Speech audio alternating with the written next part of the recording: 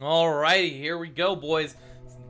Match 2 of today's games. We have Russians again with same player playing Elephants, Capitella on the Sulla Cavalry, Phobos CIS with the Germanicus Infantry, Puserix with the Arminius Cavalry, Nemte with the Leo Pikes, Mr. Druid again with the Slingers as predicted, and Dark Pituk with the Caesar Javelins. Who's ready for game number 2? This is going to be an interesting match.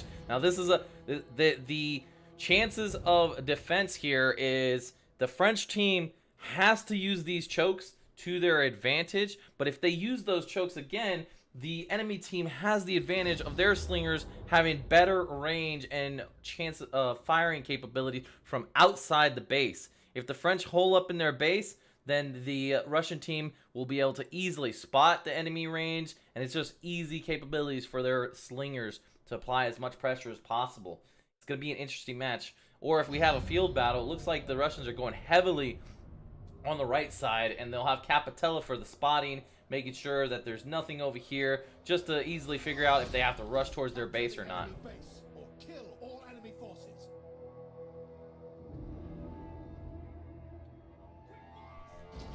Alright, we got Capitella. He's going for that flag. He's got to get that flag in vision, find out what's going on with the team. We have Russian Elephants. He's got one set towards the base, two heading over here, maybe as a quick response. We've got Mr. Druid and Dark Pituk, a strong force pushing on this left tower. They're going to take control of that tower as soon as possible, maybe find out if there is enemies or not.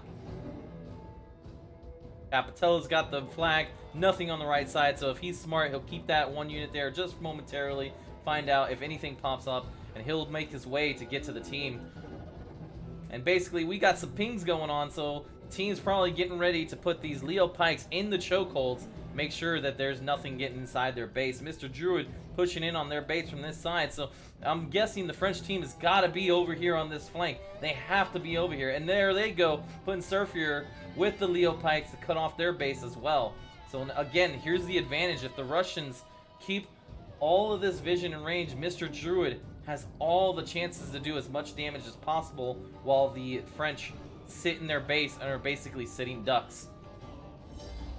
And there's a nice little volley from Mr. Druid, a little bit of damage on Sorfier, making him pop his Fight in the Shade so that he can reduce all damage from range to nil. Lord Commandant over here, I'm not too sure if he's got protection. I'm not sure if the Russians saw that, but there's some easy targets. They're smart. They're keeping their slingers outside the base. They need to do that in order to basically counter the Russian team's slingers. And if you'll take a look over here, the Russians making sure they have a good defense ready in case the French decide to push. And it looks like we've got a pushing force going with the French. They're going to go down the tunnel.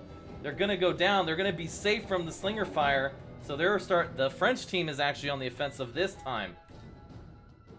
Meanwhile, the LEs are going to go out here, probably put pressure on those slingers. And meanwhile, there's a very limited force over here. If the French are smart, they can use their Caesar, deactivate these Pikes capabilities, and then maybe push straight into their base. And there you go. There's a nice javelin fire from Fogres. Very, very nice. Very nice. And then Sorfier's got his Pikes down. He's got Nemte in combat. He's got him in combat. He cannot lay down his Pikes. That's going to be one Pike out of the game. And Capitella is taking massive damage over here. Meanwhile, the Russians are trying to push through, and they're not quite pushing through yet, except actually they're using their Caesar to negate Sorfier's Pikes. So Sigurd's going to try and reduce this as much as possible. Meanwhile, Mr. Druid's got easy access to Lord Commandant with the slingers. This is over for the slinger battle. Mr. Druid, excellent play, getting into position. He's basically negated Lord Commandant's firepower.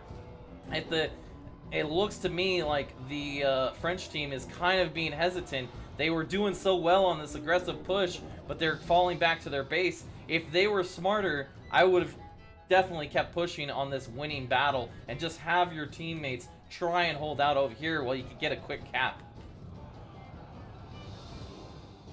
The Lord Commandant pretty much out of the game now. They still have 5 javelins on the French team that can do massive amounts of damage, and they're using this hillside as good protection to limit Mr. Druid's killing potential, but he's still getting some good shots off. They're going to have to put pressure on those slingers, or else this could be another game over. But with caution, they have Puserix and Capitella, as well as an Elephant out here, so they're going to be applying pressure right back to those javelins, without a doubt. They've got to be very careful with this.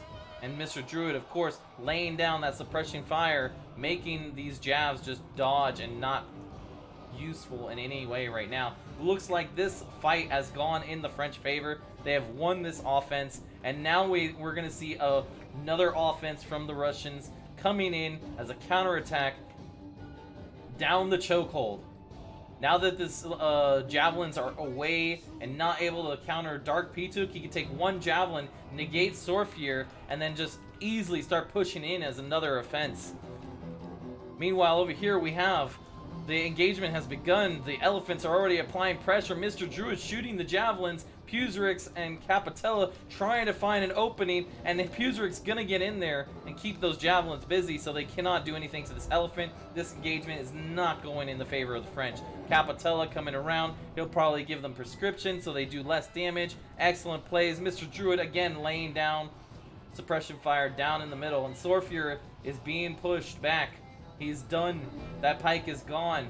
Sigurd trying to take that javelin out of the commission.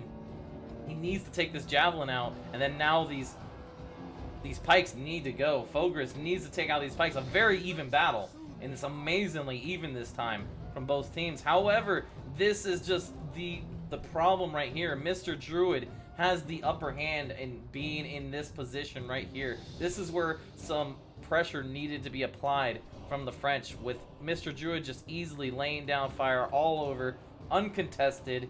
Having that uncontested ground is just slowly whittling down the French. And meanwhile, this little engagement, Puserix was able to get out. Dark Pituk still has some javelins. They've completely eliminated Freezy at this point. So now Freezy is pretty much out of the battle, and Kubiak is going to try and start pressuring Mr. Druid. Espada moving over here in the choke as a backup to Sorfier, and the French team moving their javelins forward. Not a smart move in my opinion, because those slingers, if they can't apply pressure on the slingers, then the javelins are just easy pickings. They need to apply a counter pressure on this choke in order to turn the tides in any way, while they can't press any other advantages on the Russian side. This is the advantage that the French need to take advantage of, and they're just not taking advantage of that choke and lesser units. And Kubiak taking some damage. He's still trying to get those jabs, but with the slingers, he's just not gonna do it. He's not gonna make it.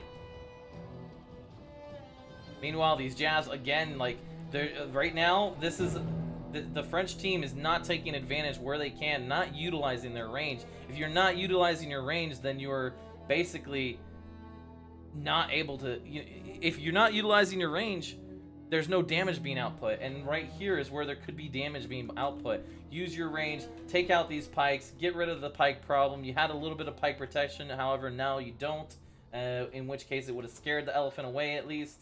So now the javelins actually getting into the mix. They're going to try and cut off Mr. Druid. If they get close enough, Mr. Druid could see some massive damage. French team putting that pressure, as they should have been a long time ago, on Mr. Druid, but he's just drawing them away. He's got more movement speed. He's playing multi-80s. He's got the break ranks, so they're not going to catch him with this kind of comp, in which case he can just slowly kite them away. As he kites the team away, the Russians will begin their advance down the choke again with their elephant and small pike force and another elephant, which case they can quickly mop up this infantry force. And Puserix in here with the charge on Fogris for the javelins, taking some nice damage. Mr. Puserix taking minimal losses for his trade. Excellent attack right there. Puserix coming around for another move. He's got easy chances to try and snipe those jabs again. Very limited infantry if he comes at the right angle. Mr. Druid again drawing them out more and more. So this is a little bit of a different tactic. We had to push back, rush, push, back up, push. If you notice, the Russians, they're pushing when they need to push, and then when they're retreating when they need to retreat.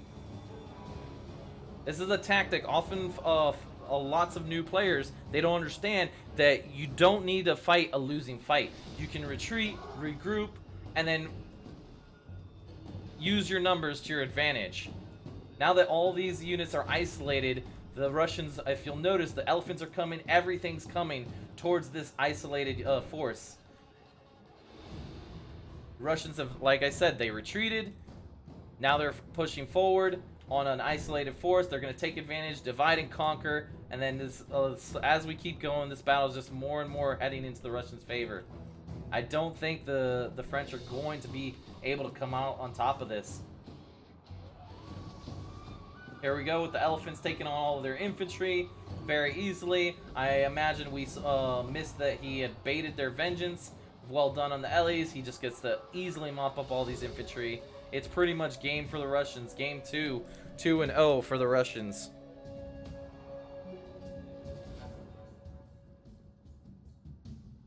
So we're going to paint a little picture here. When Mr. Druid, he made an excellent choice of the slingers. Being on top of the hill, you had free reign to shoot anywhere on the base. Lord Commandant making the mistake of not having enough defense to keep pressure off of him and going back inside the base and trying to duel with Mr. Druid. You don't want to be caught in the middle when there's ranged firepower that have the high ground like that. And those javelins, again, like we talked about last match, you need to meet pressure with pressure. If you are going to have a team that's going to apply a lot of pressure, the French team was making excellent moves down the choke here, seeing a weak point and applying pressure right back at the Russians. And if they would have continued that pressure, they could have kept the favor in their favor and even maybe capped the Russian team. And again, the Russian team with a very nice clean victory. Congratulations, make your move.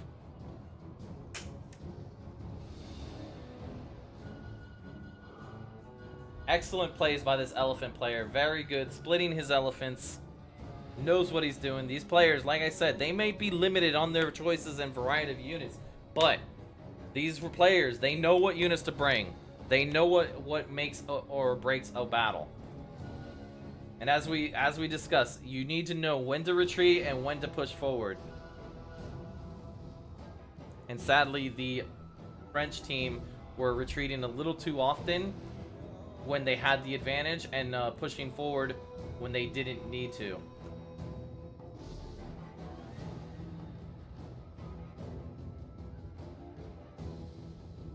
Let's look at this massive battle inside the base.